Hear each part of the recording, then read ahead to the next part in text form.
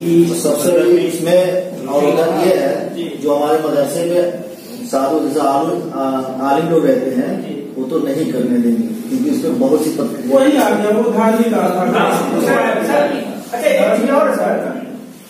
अभी उसमें जब आईपीआई इसकी चर्चा करते हैं क्योंकि मुझे और सारी समस्याएं मुझे बोर लग रही है। 17 समस्या इसमें आती है, बहुत सारी समस्या का हम सॉल्व कर सकते हैं। मुश्किल प्रश्न बोर्ड के जो एक बार कौन है मोहम्मद अफसर नुमानी करते हैं क्या उसके उनसे प्रश्न पूछा गया था सूर्य नमस्कार का एक प्रश्न था। प्रश्न वही था कि हम इबादत सिवाय खुदा के और किसी की नहीं करते। सही ठीक है, अपनी मान्यता है। अगर हम वहां से नमस्कार शब्द हटा दें, सूर्य नमस्कार का बड़ा पोजिशन है ये करने में समस्या है कि हम नमस्कार करें कहेंगे भावनात्मक नमस्कार करते ऐसे कर सकते हैं क्या? ऐसे कर सकते हैं क्या? जैसे हमने एक प्रश्न राज किया था सूर्य नमस्कार क्यों? हाँ क्यों सूर्य नमस्कार? सूर्य नमस्कार कीजिए। ये प्रश्न सर का बहुत अच्छा है कि सूर्य नमस्कार क्यों करें, क्या उसके बिना नहीं कर सकते क्या? बिल्कुल कर सकते हैं। और सूर्य नमस्कार इसलिए करते हैं कि 12 आसनों का एक पूरा सेट है। सूर्य नमस्कार में खाली यही नहीं है कि हम सूर्य नमस्कार कर रहे हैं। शायद आपके मन में भी ये था कि सूर्य नमस्कार में तो सूर्य नमस्कार में सिर्फ ऐसा नहीं कि सूर्य के सामने ऐसे हम सिर्फ नमस्कार करें, बिल्कुल नहीं। ये सूर्य नमस्कार एक पूरी आसनों की स्थिति है। 12 आसन उसके सामने है। 12 आसन जैसे पहला आसन हो गया, दूसरा आसन सांस भरकर आप पीछे जाते हैं ऐसे। हाँ ये दूसरा, तीसरे में आप बिल्कुल आगे आते हैं जैसे मैंने कहा ना आप उसमें रुकू जाते हैं ऐसे जाते हैं, तो इसमें थोड़ा और आगे जाते हैं ऐसे, इतना आप जा सकते हैं। ये तो हो गया 3 जो मैं आपको अभी खड़े खड़े बता सकता हूँ। फिर चौथे में एक पैर पीछे जाता है ऐसे करते हैं, 5वें में फिर पर्वत की तरह करते हैं, 6ठा में जमीन पे लेटते हैं, 7वें में भुजंगासन, 8वें में पर्वतासन, 9वें में फिर पादहस्तासन, 10वां फिर मतलब उसमें 12 आसन है और सबका सेट मिला के सूर्य नमस्कार है। नाम दे दिया गया है। अब अभी आपका क्यों वाला प्रश्न नहीं आया? अभी सूर्य नमस्कार का क्या है ये मेरे ख्याल से थोड़ा क्लियर हुआ होगा कि सूर्य नमस्कार सिर्फ नमस्कार नहीं है, यह 12 आसनों का एक सेट है। सूर्य नमस्कार क्या है? अब बढ़ते हैं कि सूर्य नमस्कार क्यों करें। समय अगर बहुत कम है किसी के पास तो ये जो सूर्य नमस्कार के 12 आसन इस प्रकार डिजाइन किए गए हैं वैज्ञानिक तरीके से कि आपके संपूर्ण शरीर का व्यायाम हो जाता है। हम लोग करेंगे, आप खुद देखेंगे व्यायाम करें या न करें, सूर्य नमस्कार के उस 12 जो आसन है उसमें 12 आसनों का जो सेट है उसके करने से पूरी प्रक्रिया जो है पूरी मतलब आप देखिए इसमें हम कर रहे हैं पीछे जा रहे हैं जब आपके कंधे का व्यायाम, हाथ का व्यायाम, गर्दन का व्यायाम, कमर का व्यायाम, पूरा स्ट्रेचिंग पीछे हो, बाद में पेट खाली हो जाता है। पीछे गए पूरे दिन हम पीछे कभी नहीं जाते। पीछे कभी जाते हैं क्या कोई काम करने? कभी नहीं जाते, हमेशा आगे झुकते हैं। लगातार ऐसी स्थिति आने से हमारे कमर में दर्द हो जाता है, हमारे झुकने की आदत हो जाती है। लेकिन जब हम पीछे जाते हैं तो हमारे रीढ़ की हड्डी के संरचना में सुधार होता है और हम बिल्कुल सीख सकते हैं। और हम ये भी जानते हैं कि हमारे ब्रेन से ही सारी नसें जो तंत्रिकाएं हैं निकली हुई हैं, मेडुला ऑब्लांगेटा इससे रीढ़ की हड्डी निकली, तो सारी तंत्रिकाएं पीठ से, अगर आप कभी उसका फोटो देखोगे सर तो सारी तंत्रिकाएं जो होती है पीठ से निकलती है। इसलिए कभी जब पीठ में चोट लगती है रीढ़ की हड्डी में तो हम लोग मानते हैं कि स्थिति गंभीर पैरालिसिस की स्थिति हो जाती है। काफी कि पीठ में चोट नहीं लगी, सर में चोट नहीं लगा, पहला प्रश्न हमारा ही होता है तो कहते हैं कि रीढ़ की हड्डी में चोट लगी, तो हम मानते हैं कि पैरालिसिस हो गया। पता चला चोट यहाँ लगा और पूरा दाहिना काम करना खत्म कर दिया। सारी तंत्रिकाएं यहाँ से निकली, तो तंत्रिका तंत्र को स्वस्थ बनाने के लिए ये अभ्यास आपका बहुत इफेक्टिव है। अच्छा अब आप पीछे गए तो आप थोड़ा आपको आगे भी आना है। अब देखिए जब आप आगे आ रहे हैं तो आपके पीछे पैर में स्ट्रेचिंग हो रही है और हार्ट की पोजीशन ऐसी है, आप फोटो में देखे होंगे हार्ट। तो जब आप ऐसे किए तो हार्ट हमारा उल्टा गया और जो ब्लड सर्कुलेशन है थोड़ी देर के लिए हमारे ब्रेन में अधिक हो। जैसे जब आप सजदा में जाते हैं, ऐसे जाते हैं तो क्या होता है ब्लड हमारा यहाँ थोड़ा ज्यादा पहुंचता है। अब ब्रेन में ब्लड अगर ज्यादा पहुंचा तो ब्रेन को ऑक्सीजन ज्यादा मिला,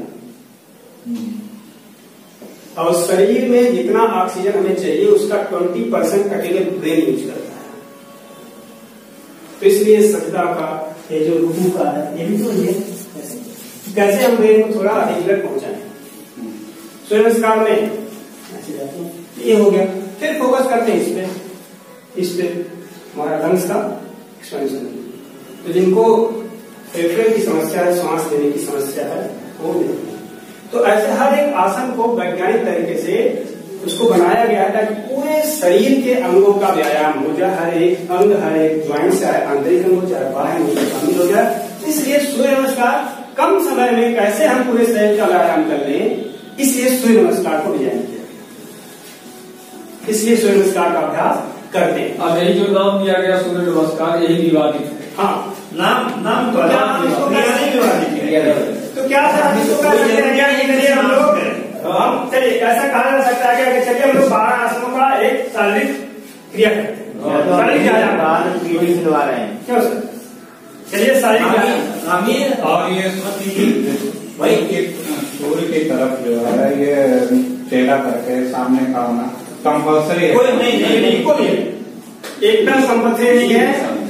सूर्य अच्छा सूर्य की किरणों इस नाते करते हैं, ये तो इतना आप मानेंगे कि सब लोग समझते हैं कि सूर्य की किरणों से विटामिन डी जो कि हमारे हड्डियों के लिए जरूरी है। तो कहीं न कहीं जो हमारे वैज्ञानिक थे, जैसे मुनि थे, कहीं वैज्ञानिक लिखे अच्छी अच्छी चीजें, तो उनका कहना था कि हम सूर्य की ओर खड़े होंगे, अगर प्रातः काल का समय है तो सूर्य की किरणें हमारे शरीर के सामने की ओर पड़ेंगी। इसका सिर्फ इतना ही रीजन है, आप सूर्य की ओर मत खड़ा होगी किसी भी दिशा में। ये भी कहा था कि सूर्य नमस्कार एक्चुअली क्या है, सूर्य की तरफ भी खड़ा हुआ जा सकता है। हाँ।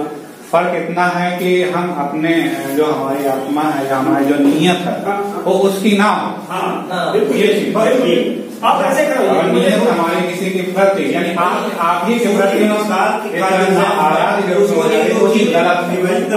सर आस्था की वजह से हमने उसको नमस्कार करा, क्योंकि हमारे हम कहते हैं सूर्य देव, उनको हम देव मानते तुम्हारी आस्था है। जो लोग देव नहीं मानते वो आस्था मत रखते हैं। सूर्य की वजह से हम रोशनी दे रहे हैं भाई, सूर्य एक तारा है। वैज्ञानिक तो है सूर्य को देवता नहीं, देवता कहने के पीछे सिर्फ और सिर्फ इतना रीजन था कि जब किसी चीज को हम आस्था से जोड़ देते हैं उस चीज को हम जल्दी कर सकते हैं और बहुत मदद है ना।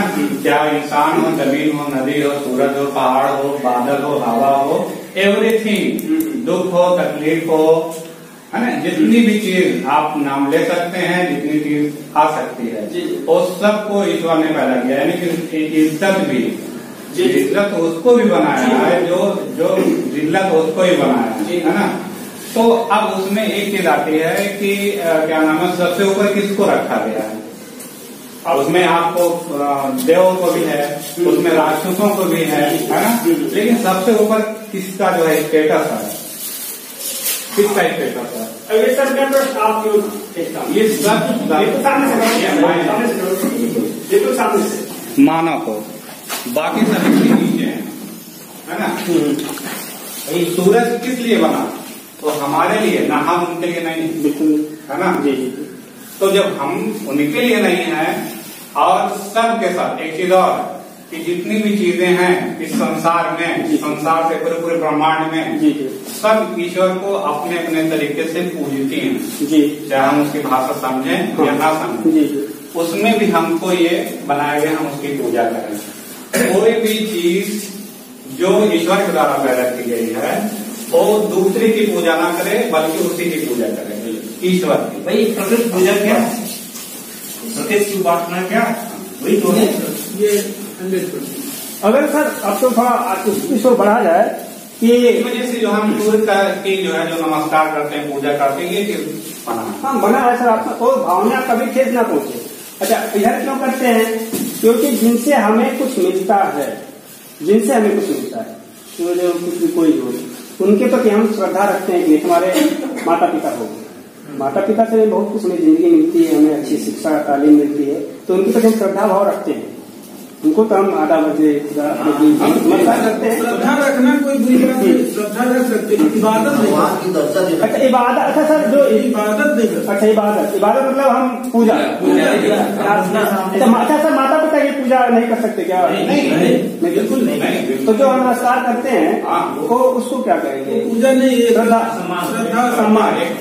ठीक मैं समझ गया। तो उसी को ये जो सलाम का वो अर्थ होता है अस्सलाम वालेकुम, यानी आपको सलामत रखे ऊपर वाला। अच्छा वहाँ से सलामती और जब वहाँ से जवाब आता है वालेकुम अस्सलाम, तो यानी आपको भी देखिए जो नमाज जो पढ़ी जाती है वो सिर्फ इबादत ही नहीं है, वो प्योरली शारीरिक व्यायाम सांसारिक रूप से है और मानसिक रूप से है कि जब आदमी इंसान नमाज की हालत में होता है, जैसे उसने अल्लाह अकबर कहा और उसका कंसंट्रेशन सिर्फ और सिर्फ ऊपर, उसके अलावा वहां कहीं नहीं होता है। रामकृष्ण परमहंस जो स्वामी विवेकानंद के गुरु थे, उन्होंने हर एक धर्म पद्धति में साधना किया। क्रिश्चियन की साधना पद्धति होती है, उसमें भी कुछ समय तक रहे। इस्लामिक जो पद्धति होती है उसमें भी उन्होंने साधना की। इसमें हिंदू धर्म के तो थे ही। जब उन्होंने सारी साधनाओं का निचोड़ निकाला तो उन्होंने कहा कि मुझे हर साधना पद्धति में बस एक ही दर्शन होता था जिनकी मैं आराधना करता हूँ, क्योंकि सब कहीं कहीं एक जगह ही ले जाते जो आप कह रहे हैं। और इसी चीज को स्वामी विवेकानंद ने जब 11 सितंबर 1893 की वहां पे विश्व धर्म सभा में गए थे तो आपकी बात हुई, तो उन्होंने कहा था कि हम तो किसी धर्म को जो है इनकार नहीं करते, सब बिल्कुल जैसे नदियां अलग अलग हैं, जातियां समुद्र में मिल जाती हैं, एक ही ईश्वर है, एक ही खुदा है, एक ही गॉड है, वही चीज हम भी मानते हैं।